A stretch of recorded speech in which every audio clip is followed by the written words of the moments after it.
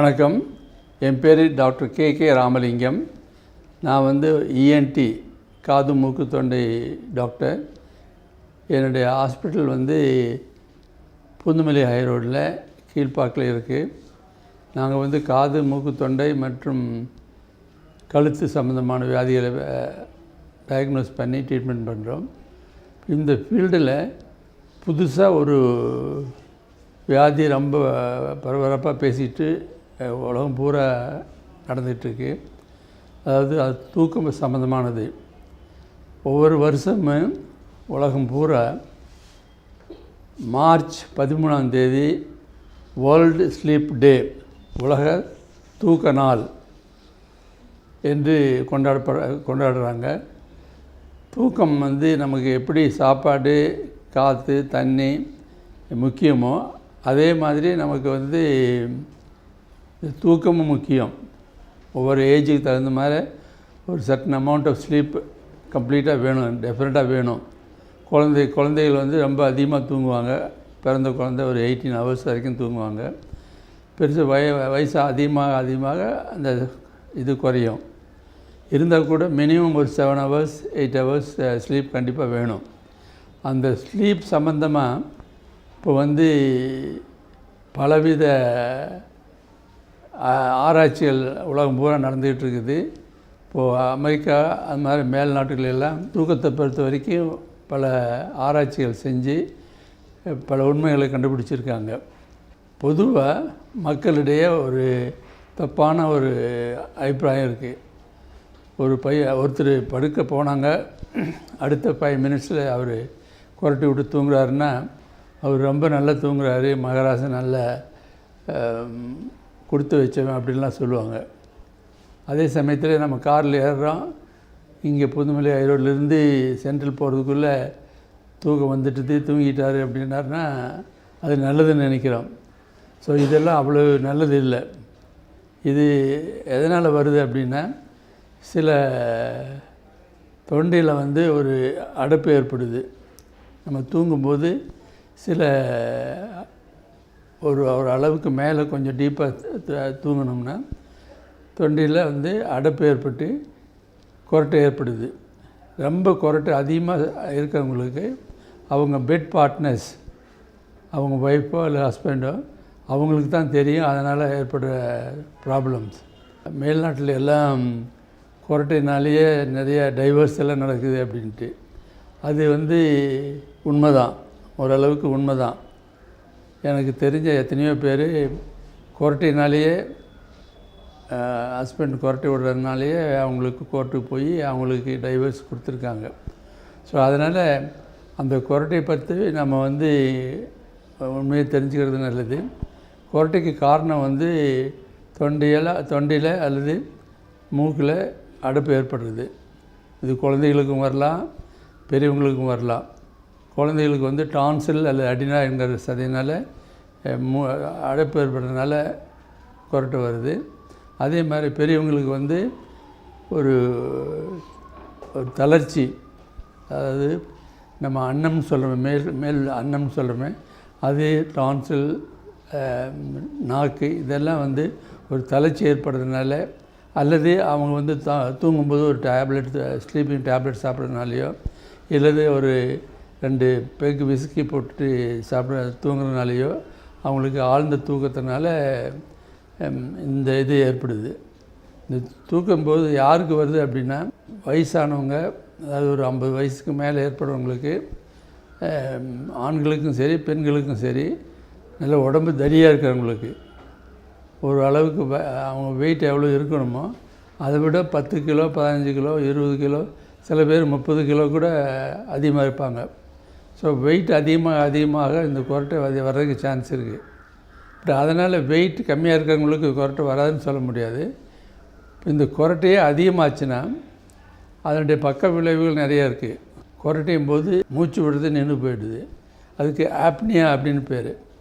Apnoea அப்படின்னா absence of breathing, that is மூச்சு விடுறது ஒரு 10 செகண்டுக்கு மேலே நின்று போயிடுது. அதுக்கு என்ன காரணம்னா, அந்த காரணம் மூளையில் ஸ்லீப் சென்டர்னு சொல்கிறோமே அதில் இருக்கலாம், இல்லைன்னா முக்கியமாக தொண்டையில், மூக்கில், அல்லது குரல் வழியில் அடைப்பு ஏற்படலாம். இந்த காரணத்தினால கொரட்டை வருது. கொரட்டை வரும்போது மூச்சு நின்று போகும்போது உடம்பில் இருக்க வேண்டிய ஆக்சிஜன், அதாவது பிராணவாயுவோட டென்ஷன் குறைஞ்சி போயிடுது. 100க்கு 100 இருக்கணும், எல்லாத்துக்கும் நார்மலாக இருக்கணும்.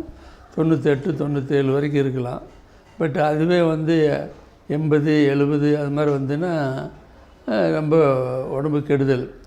இதனால் உடம்புக்கு உடம்பு தடியாக இருக்கிறத தவிர சர்க்கரை வியாதி வரலாம், ப்ளட் ப்ரெஷர் வரலாம், ஹார்ட் அட்டாக் வரலாம், ஸ்ட்ரோக் வரலாம், ஈவன் சடன் டெத்து கூட வரலாம். ஒரு SID, sudden death syndrome, STS, அதாவது படுக்க போகும்போது நல்லா போகிறாங்க, அதே மாதிரி ஈவன் குழந்தைகள் கூட படுக்க போகும்போது நல்லா படுக்க வைக்கிறாங்க, காலையில் பார்த்தா இறந்து கிடக்காங்க. அதுக்கு காரணம் இது மாதிரி இருக்கலாம், மூச்சு அடித்து போய் அதனாலேயே இறப்பு ஏற்பட்டிருக்கலாம். ஸோ அது ஒரு இது. இந்த வியாதியை கண்டுபிடிச்சி அவங்களுக்கு யாருக்கு இருக்குது அப்படிங்கிறது அவங்களுக்கு தெரியாது. ஏன்னா அது யாருக்கு கொரட்டை இருக்குதோ அவங்க அவங்களுக்கு தெரியாது, பெட் பார்ட்னர்ஸ் தான் தெரியும். ஸோ அவங்ககிட்ட தான் டீட்டெயிலாக கேட்கணும். அவங்கள கேட்டு டீட்டெயில் ஹிஸ்ட்ரி எடுத்துக்கணும். அடுத்தாப்பில் பாலிசோம்னோகிராஃபிங்கிறத டெஸ்ட் பண்ணணும். எங்கள் ஹாஸ்பிட்டலில் அதுக்குன்னு தனியாக கிளினிக் இருக்குது, தனியாக டாக்டர்ஸ் இருக்காங்க. அது ஸ்பெஷாலிட்டி. அது ஸ்பீச் கிளினிக்னு பேர்,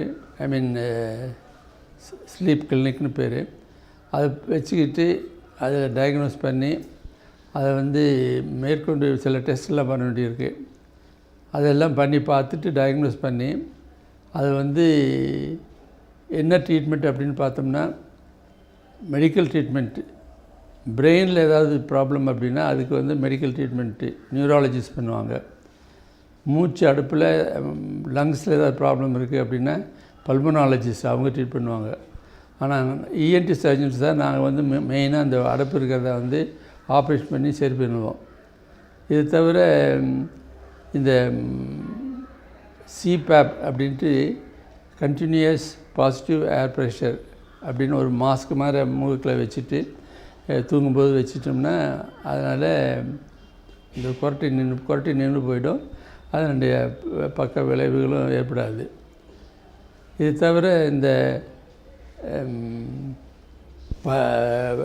வேரியஸ் அப்ளையன்சஸ், டென்டிஸ்ட் அவங்க கூட நிறைய அப்ளை பண்ணி நிறைய டென்ச்சர் மாதிரி பண்ணி கொடுப்பாங்க. அதனாலே சில பேர்த்துக்கு இது ஏற்படலாம். இப்போ அமெரிக்காவில் இந்த கொரட்டையை நிறுத்துறதுக்காக ஒரு மோர் தென் 300 அப்ளையன்சஸ் அவங்க ரெஜிஸ்டர் பண்ணி வச்சுருக்காங்க. ஒரு உதாரணத்துக்கு சொல்லணும்னா, ஒரு கிரிக்கெட் பால் ஒரு கயிற்றில் அல்லது ஒரு டேப்பில் கட்டி வயிற்றில் சுற்றி கட்டிட்டோம்னா கொரட்டை அதிகமாக இருக்காது. காரணம் மல்லாந்து படுத்துக்க முடியாது, பின்னால் பால் இருக்கிறதுனால மல்லாந்து படுத்துக்க முடியாது. அதே சமயத்தில் சைடில் படுத்தா கொரட்டை குறைஞ்சி போயிடும், அல்லது ஈவன் நின்று போயிடும். ஸோ அது மாதிரி நிறைய சில இது ஒரு வாட்ச் மாதிரி இருக்கும், அது கட்டிட்டோம்னா கொரட்டை சத்தம் ஒரு அளவுக்கு மேலே போச்சுன்னா அதை குத்தி நம்ம எழுப்பி விட்டுரும். இது மாதிரி ஏற்படுறதுனால எந்த ட்ரீட்மெண்ட் பெஸ்ட் அப்படின்னு சொல்ல முடியாது. வெயிட்டை குறைக்கணும், லைஃப் ஸ்டைல் மாற்றணும், எக்ஸசைஸ் பண்ணணும், நல்ல டாக்டர் எளியாக பார்த்து டெஸ்ட்லாம் பண்ணி அதுக்கு வேணுங்கிற ட்ரீட்மெண்ட்டு பண்ணிக்கணும். இது இருக்க அதிகமாக பரவலாக மக்களுக்கு தெரிவிக்கணும்.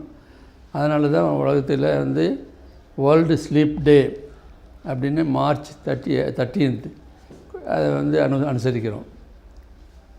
வணக்கம்.